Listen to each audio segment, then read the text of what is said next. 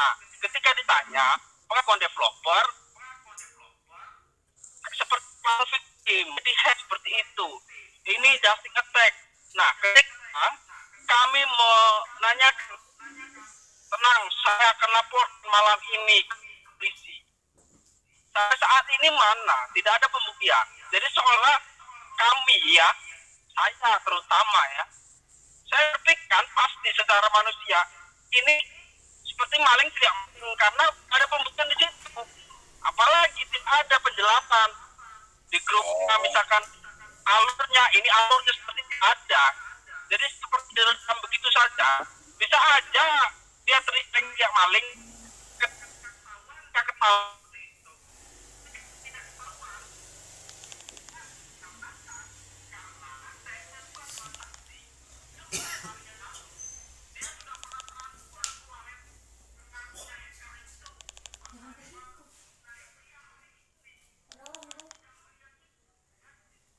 Di wallet itu dia ngaku ya, berarti dia udah 2 kali transfer 4 hari yang lalu sama 1 hari yang lalu. 4 hari yang lalu kok dia nggak pernah di-hack seperti itu, kok dia nggak sadar 4 hari yang lalu dia bisa transfer itu. Pak Salman, coba dibedah dulu Pak Salman, karena apa ya, bukan apa-apa kita Oke. Ini konflik. Bang Salmonnya bukan Dep. Agak ini maksudnya yang kita bahas. Oke. Tapi gua ngerti perasaan. Tapi gua ngerti perasaan lu. Udah. Ya, tadi kemarin gua bilang, Bang. Pantesan jadi kick, datanya kuat. Oke. Saya akan coba bantu, tapi ini pos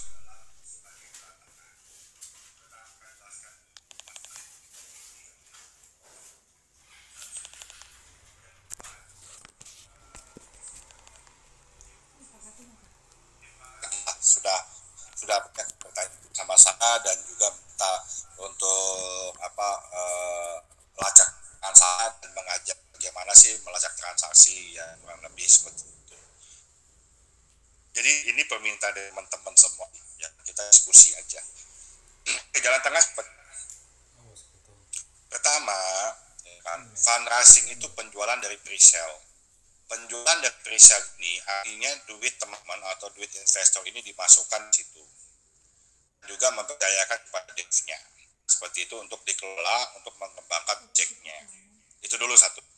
Artinya yang dimasukkan ke dalam liquidity itu sesuai token allocation. Nah, token allocation ini dapat dari mana? Dalam business plan atau white paper lah mereka bilang seperti itu. Nah, jadi kalau misalnya sudah dimasukkan, setidaknya harusnya developer itu tetap menggunakan jumlah value apa? Kalau memang 1.300, tetaplah menggunakan 1.300 dengan nilai perbandingan yang terakhir. Contoh misalnya pada waktu dia ambil liquidity-nya itu perbandingannya misalnya 1 juta banding 13.000, misalnya begitu kan, 1 juta token berbanding dengan $13.000 ya. Itu di snapshot namanya Om.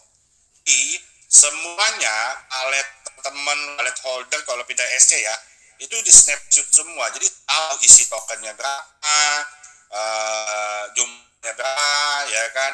Jadi address walletnya berapa, itu ketahuan semua ya.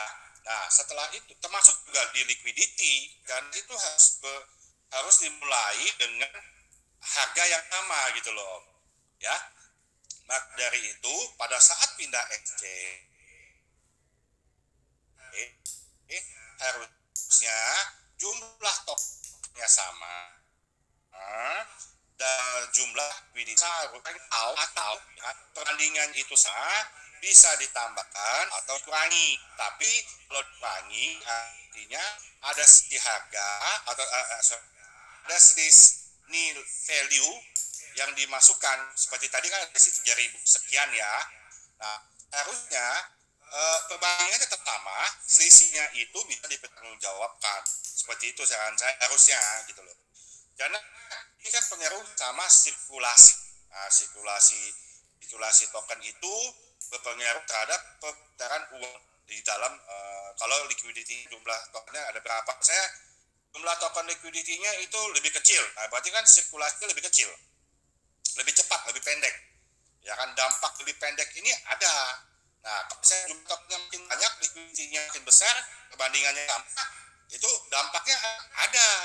Dampaknya berarti pergerakannya akan lebih lambat. Tapi jadi lebih lambat dan lebih cepat apa bedanya? Kalau semakin sedikit, dia naik turunnya lebih cepat. Ya, kalau semakin gendut, dia naik turunnya semakin lambat. Nah, itu perbandingan gitu loh. Jadi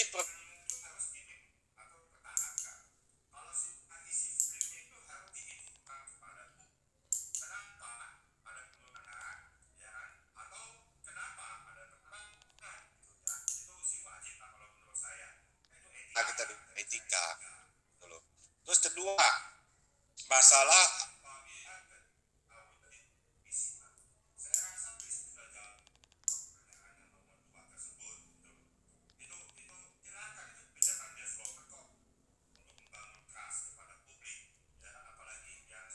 PT ya, tapi saya sih saya dengar aja itu PT-nya sih yang PT untuk mitokin lain saya kurang tahu ya kan. Saya nggak mau dalami dan saya nggak mau sebenarnya, tapi karena permintaan teman-teman ya sudah saya lakukan itu. Jadi kan menyangkut kredibilitas kita ya, maksudnya kita mau edukasi, kita coba sharingkan gitu. Nah, untuk nomor 2 tadi saya sudah bilang, kalau misalnya ada keraguan dalam segi hukum oleh developer, masalah tanggal 10 September ini silahkan developer atau founder tersebut bertanya kepada dokter urbanisasi ya, SH, CIL, CLA,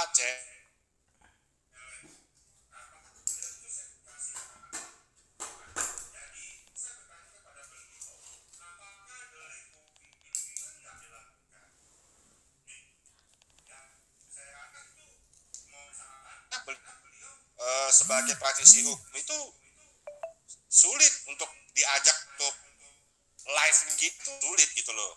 Ya, ini kesempatan yang sangat langka, gunakan apabila ingin membangun trust kepada holders. Itu dulu. Selain menjelaskan yang problem nomor 1 tadi ya. Nah, terus nomor 3 tadi. Nomor 3 tentang apa? Saya lupa. Oh, tentang wallet itu kenapa? Itu mungkin ada pikiran teman-teman holders itu sebenarnya alam aja gitu loh. Saya rasa itu sih dijelaskan aja lah. Jelaskan tujuan dan maksudnya. Apa?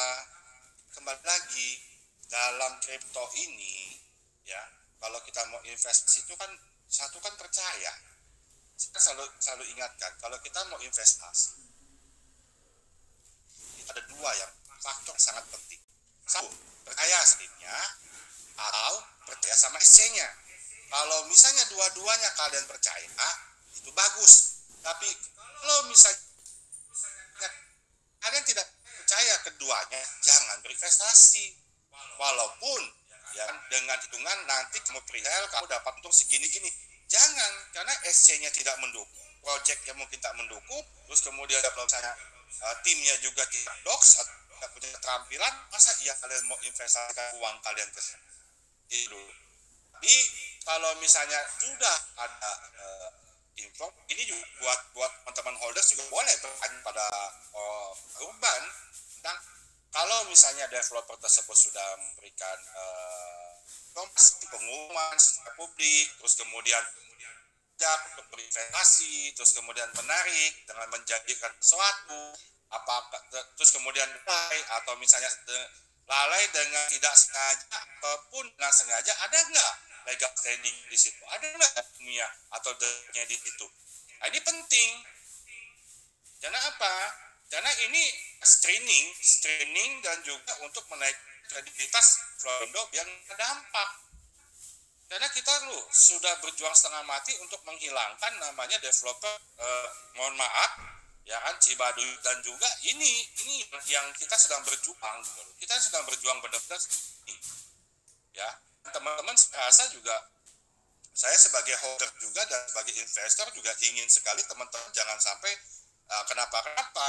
Maksudnya saya juga pernah jadi korban pukul, pernah jadi korban scam, semua sih luar aja gitu. Saya nggak pernah kenal sama yang Indonesia gitu. Jadi apa ya? Ya tahu perasaannya. Makanya kalau misalnya dibilang, oh ini Om Salmon ini tracking ya, karena dulu pas saya kena rukul, saya nyari bener-bener tuh orang gitu. Sampai 2 hari malam aja tracking gitu loh. Walaupun sampai pusing-pusingnya. Jadi ini yang saya bilang, saya mesti berbagi lah pengalaman jelek saya begini.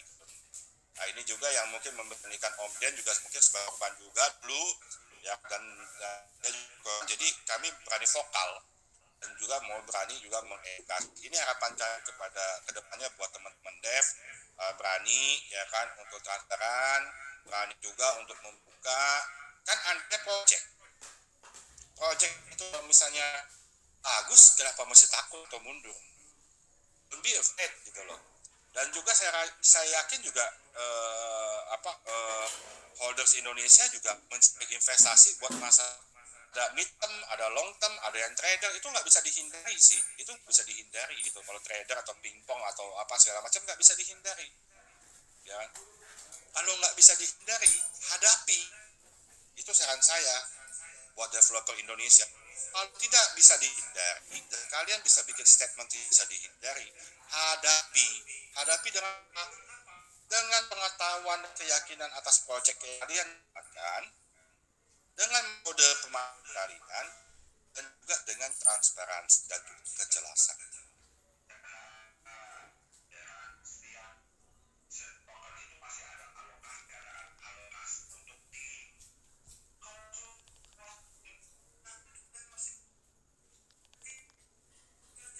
Proyeknya, ini kan kalian dapat gaji dari alokasi tersebut. Itu loh, saya nggak habis pikir. Ada dev yang sudah alokasikan untuk tim, jatah tim, ya kan? Udah ada jatah tim, ada jatah marketing, ada jatah development, ada jatah infrastruktur, ada banyak sekali gitu loh. Terus saya ada yang bandel mau pimpok, aduh itu benar. Kalian nggak fokus ke project. Kadang-kadang kesel gitu loh. Jadi sudah buat teman-teman di sini saya nggak bisa jawab lebih atau mewakili dev nih. Jadi tapi kalau saya mau membantu dev ya itu satu sekali. Kedua kalau memang mau jalan ke hukum agak bimbang, tanggal 10 itu bertanya, gitu loh. Bertanya bahkan kalau memang butuh jasa beliau silakan hubungi langsung beliau. Gitu loh. Ya, jadi itu pembuktian trust lah, saya rasa sih ya. Mungkin itu saja ya bisa. Iya sebenarnya Om, saya sudah ngasih saran biar ini tidak berlarut-larut, segera dipublish pelakunya. Biar fair. Betul. Makanya saya angkat terus, biar sampai ya, dengan cara saya ini dia mau publish siapa pelakunya, biar terbukti itu bukan dia sendiri, dan biarkan yang maksudnya itu ya pelaku dihukum, maksudnya dihukum tuh karena bukan merugikan siapa, merugikan holder. Yang paling keras itu sih menurut saya itu pembodohan massal atau penyesatan massal sih. Nah, itu yang paling penting sih. Satu pelaku itu. Betul, memang logiknya seperti itu, jangan lindungi dari pelaku kejahatan. Kalaupun juga sudah clear, misalnya sudah clear gitu. Sudah clear itu mesti akhirnya atas bukti dan juga baik saya tutup ya. Ini ada tanda tangannya tapi saya tutup nih tangannya. Itu lebih enak. Jadi ada bukti jejak digital kan gitu. Suatu saat kan itu bisa dipertanyakan mana suratnya. Nah, oleh pihak berwenang ya, dia kan pihak berwenang itu bisa membaca semuanya, tidak ada masalah. Tapi setidaknya itu ada bukti digital. Ya, artinya developer itu berani muncul dan bertanggung jawab bahwa memang betul kejadian seperti itu, tapi saya untuk menjaga nama baik beliau karena nama baik pelaku, karena dia mau bertanggung jawab, dia masih punya keluarga, masih punya anak kecil, kan orang tua sudah tua dan takut mengganggu, dan selesai masalah uang ini bukti pernyataan dari pelaku seperti ini, itu boleh, nggak ada masalah. Ya, nah, itu sih nggak ada masalah. Kalau ada tindakan seperti itu, kita bisa maklumi, namun tidak ada tindakan seperti itu. Bahkan kita minta penjelasan aja langsung di-kick. Jadi mana itu transparansinya apa? Jadi kita kan semakin mana ini berpikirnya semakin aneh ini, kita kan? Karena nggak ada pembuktian itu. Jadi siapa yang tahu kalau itu benar-benar di-hack? Siapa yang tahu di voice ini kalau itu ulah bersendiri? Tidak ngerti kita, tidak ada yang tahu. Bahkan pernyataan beliau yang wallet hanya dia seorang. Tim IT tidak ada yang pegang wallet. Itu kan jadi bingung kita. Seperti itu loh. Ya, itu kembali ke deadnya yang kita menjawab itu. Tapi saya cuma ingatkan kepada tim adminnya juga. Yang tim adminnya ini adalah apabila bergabung dalam tergabung dalam tim inti, nah ini teman-teman juga kalau bisa merembukan bagaimana solusi terbaiknya. Kenapa? Secara tidak langsung kalian terlibat. Jadi ini bukan menakuti nih ya. Ini bukan, kalian pakai logika aja deh. Kalau penyelidik polisi itu, kalau dia nggak kebiang, dia selidik dari kaki tangan nggak atau jaringannya. Mulai dari jaringannya akan terpusat ke orang siapa namanya. Ya, sama. Dan admin grup juga ini jangan main asal semang sih sebenarnya. Nah, gitu. Kenapa? Kalau yang sembarang kick ini atas perintah apa? Anda tahu apa? Kok pertanyaan yang kritis seperti ini kok Anda tutup? Nah, ini bahaya loh teman-teman. Jadi sebenarnya kita ini semua apapun yang kita lakukan ini itu dilandasi hukum ada. Walaupun saya nih bicara seperti ini, saya bicara berani seperti ini. Masalah si Om misalnya data kan memang sudah tercatat ada datanya dalam bukti transaksinya. Dan Om sempat bertanya mungkin sudah ada screenshotnya terus kemudian di-kick itu sudah ada juga ya. Terus kemudian logika hukum silakan saya bilang tanya nanti 10 untuk kepastian hukum ini kan developer juga untuk mengambil sebuah keputusan tuh saya mesti bagaimana gitu loh ya. Tapi juga membantu juga teman-teman host ini posisi legal standingnya ini mana. Nah yang sedang kita coba ciptakan pengetahuan ini apakah selama ini benar atau enggak yang pada saat saya telepon beliau untuk mengajak menjadi narasumber dan begini sebenarnya harus ada edukasi loh bahwa kalau transaksi yang beresiko seperti kripto ini ada naungan hukumnya kok. Siapa bilang abu-abu? Siapa yang bilang abu-abu? Yang abu-abu itu adalah masalah transaksinya. Transaksi apa? Transaksi jual belinya aja. Kita mau beli, saya sebut merek. Saya mau beli Aqua nih. Saya bisa bayar pakai kripto. Itu yang masih abu-abu. Tapi pelakunya, baik itu pencipta kriptonya, baik itu investornya, itu dinaungi hukum Om sebenarnya. Dinaungi hukum, hukumnya akan duit. Peraturannya apa yang menaungi gitu loh. Itu baik beliau yang menjelaskan gitu loh. Dia menjelaskan. Jadi abu-abu itu cuma masalah saya beli barang-barang di Indonesia pakai kripto boleh, itu yang masih abu sebenarnya. Itu kan logikanya kan mereka tanya, iya betul juga kenapa produk diizinkan, kenapa toko kripto diizinkan kalau memang komoditi ini semua abu-abu. Kenapa peti juga ada sebagai syarat izinnya kan gitu loh. Untuk melakukan transaksinya atau investasinya apa mesti ada izin bapeti kan gitu. Kalau nggak ada hukumnya abu-abu, ngapain Bapeti ada? Kenapa? Ngapain juga Indodax ada? Kenapa mesti toko kripto ada? Kenapa sekarang DJI ada? Kenapa ini? Semua aset ada. Berarti ada naungan hukumnya. Nah, hukumnya ini apa? Nah, ini yang kita banyak belum tahu. Developer juga banyak yang belum tahu. Coba kalian lihat semua ya. Lihat nih termasuk umum, termasuk ekstrak, termasuk yang lain-lain. Kalian lihat, ada satu allocation token tidak pernah jarang sekali mereka pakai. Ya, kecuali plastik. Apa lokasinya? Alokasi konsultan atau advisor sehat.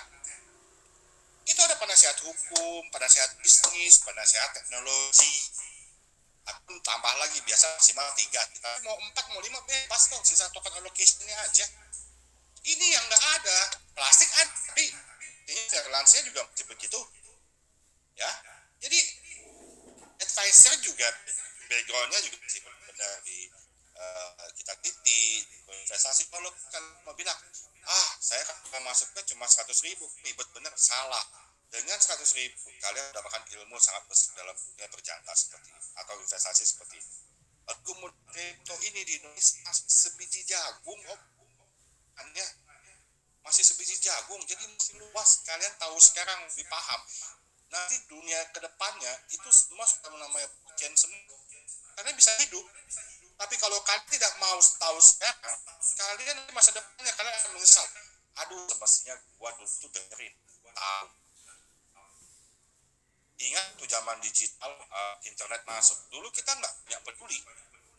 Ya mahal lah, inilah itu. Sekarang kalian tergantung semua sama internet. Sama blockchain juga kan begitu. Gitu. Ya, jadi teman-teman di sini harus juga paham bahwa nilai yang kalian investasikan saat ini 50.000 itu bisa naiknya bisa luar biasa nanti ke depannya. Nanti sudah menjamur, sudah mendunia semua nih kripto, ya kalian bakal dapat 50.000 itu akan naik beratus kali lipat atau beribu kali lipat, nggak mau dapat karena persaingannya super ketat gitu loh ya. Kita jangan menganggap remeh di 50.000 kalian sekarang ini, buktinya banyak kan. 2.000 kalian ada kemakan, kalian caranya apa? Kita fair saja, banyak teman yang masih begitu kan gitu. Nah inilah fungsinya edukasi, fungsi komunitas kripto, fungsinya ON yang sangat fungsinya om token sebagai korban ini apa berani bicara jadi dalam komunitas. Iya, saya lihat ini memang ada usaha pengkampanye, boleh lah kalau kita atau asas praduga boleh lah ya. Ini memang ada usaha pengaturan intinya biar udah dilupakan begitu saja. Tapi kan saya pikir jangka panjang. Holder mereka itu saya ukur ya mayoritas newbie juga yang tidak mengerti. Dan saya juga berpikir memang ke depan kata Om juga kan kita tuh perlu ngasih mereka pencerahan biar ini diangkat terus, biar sampai ke mereka, khususnya para holder lah ya.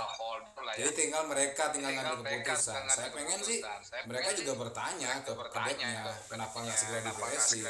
Saya kan nyaranin Pak, klarifikasi kan Bapak promonya di Banyos, udah klarifikasi aja di Banyos kan beres tuh Ya bisa. Jangan sampai misalnya, ya makanya kata saya kalau promonya besar-besaran ada masalah gini sembunyi gitu kan, nggak ini. Tadi ngecek saya udah cukup Bang Aden, nanti saya sampai jangan sampai saya ambil tindakan. Maksud saya Bapak mau tindakan apa ke saya? Maksud Bapak ke siapa? Ke saya, ke mereka siapa? Langsung gitu langsung saya telepon.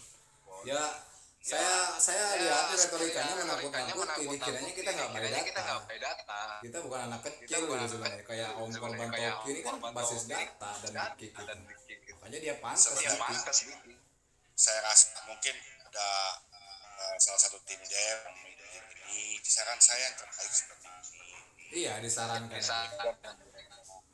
Buat kebaikan, transparansi itu kan di blockchain ini kan orang kan mau berinvestasi karena transparansinya gitu, dan juga prosesnya mudah.